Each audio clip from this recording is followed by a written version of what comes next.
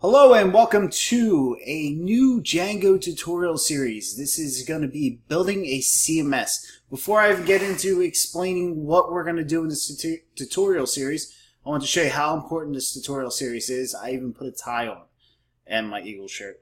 But anyhow, what we're going to do is we're going to build a CMS. Alright?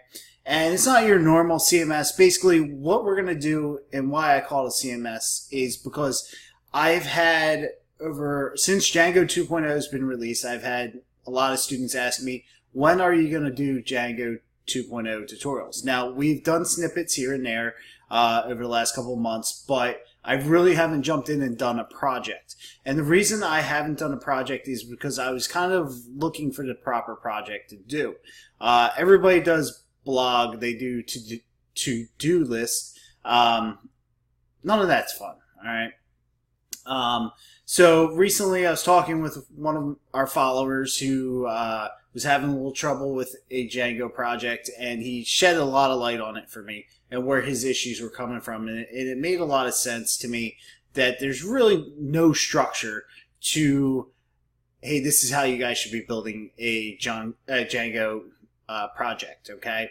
So with that being said, it's important for us, not only myself, but the other instructors out there who are teaching this, which I'm not saying my way is better than theirs. Hey, they're probably better than me because I ain't the smartest guy in the world. But I'm determined to show you guys how to do it right, all right? So what I want to do is with this CMS is we're going to go ahead and build a project. And the CMS is basically going to be your template, your starting point where you can get up and running with your site on Heroku. It's running locally on your computer. You have Postgres up and running on your server. All right, your project's interacting correctly from the get-go. Okay, and then from there, I'm going to show you how to bring in other applications to expand on the CMS itself. Because the CMS is really nothing. It's not going to do anything. It's just going to get you guys running. So our first step in this process with this tutorial series is to get you something running on Heroku. Once we get you up and running on Heroku, and it should not be a hard process. I want to take you through it where you guys go step by step and you get your site up and running. Then from there, I'll be taking requests from everybody on what they want to do. Do you want a blog? Do you want a to-do list? Do you want to see something completely different like a social network? Or do you want to see, I don't care, whatever you guys want to do, all right? And I'll walk you guys through that. And we'll just plug things into this CMS, and that will be your project, all right? My goal here is to help you guys learn everything you can possibly learn, all right?